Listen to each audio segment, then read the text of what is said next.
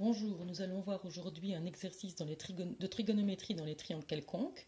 L'exercice 3, 2, 6, 2 qui est page 27. Donc cet exercice-ci et nous allons faire le A.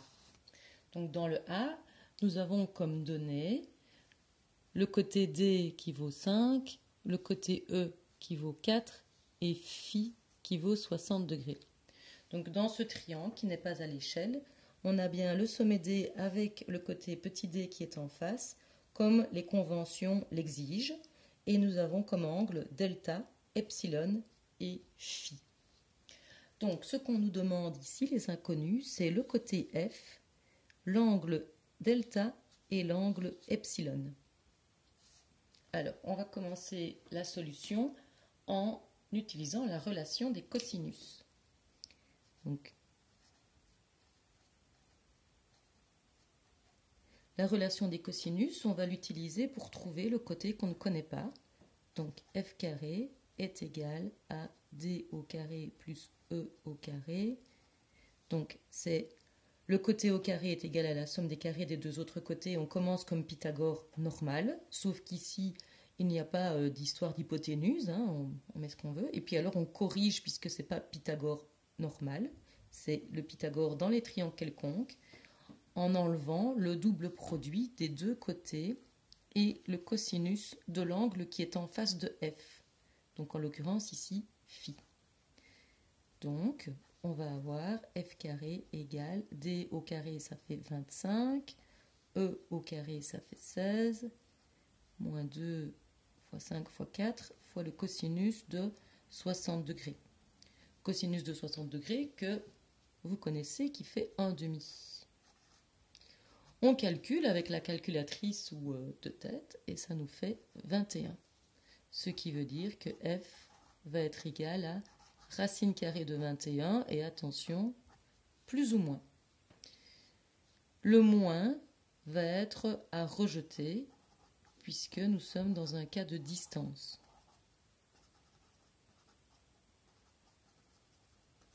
On a donc f qui est égal à racine de 21.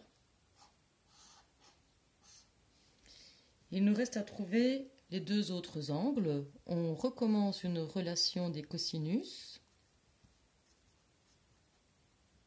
Alors on ne va pas utiliser la même évidemment puisque l'angle dont on parle ici c'est phi et on le connaît.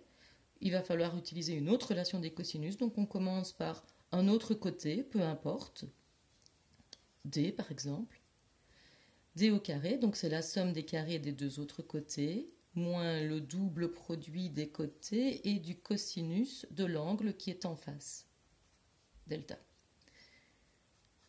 D au carré 25, c'est égal à 16, plus f au carré, on l'a ici, ça fait 21, moins 2 fois 4 fois f, c'est racine de 21, fois le cosinus delta. Pour trouver le delta, il va falloir qu'on isole cosinus de delta. Alors bien faire attention qu'ici, c'est un produit.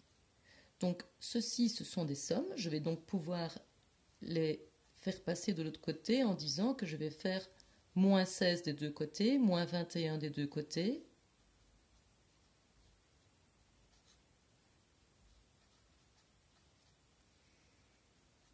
Si je calcule ceci, ça fait moins 12. Et puis alors, je vais diviser par moins 2 fois 4 fois racine de 21 pour bien isoler le cosinus, puisque ici c'est un produit. Donc je divise des deux côtés par moins 2 fois 4 fois racine de 21. Comme ça ici je n'ai plus ça, j'ai 1 fois. Et ici j'ai une fraction. Alors je calcule ceci avec ma calculatrice et donc je vois que le cosinus de delta, ça revient à 0,327. Je vais donc utiliser ma calculatrice pour trouver la valeur de delta et la valeur de delta ce sera arccosinus de 0,327 et donc grâce à la calculatrice je trouve que ça fait 70,913 degrés. Ici, je suis dans un cas d'équation trigonométrique, donc j'ai aussi une autre solution. si je suis... Le cosinus fait 0,3, donc je suis à peu près ici. J'ai donc un angle qui est 70,9, mais j'ai un autre angle qui est ici, qui est l'opposé. Donc je vais avoir delta qui est moins 70,913 degrés. Or, cet angle-là ne peut pas être dans un triangle. On ne peut pas avoir d'angle négatif dans un triangle. L'angle moins 70, etc., ça veut dire aussi que c'est l'angle... Il y a un angle positif qui existe, qui est 290 à peu près. L'angle 290 degrés ne peut pas être dans le triangle non plus puisqu'il est plus grand que 180 degrés. Donc cet angle-ci est à rejeter et il sera toujours à rejeter. C'est pour ça qu'on préfère utiliser la relation des cosinus à la relation des sinus. On verra dans l'exercice suivant qu'il y a un problème avec la relation des sinus. Nous avons donc trouvé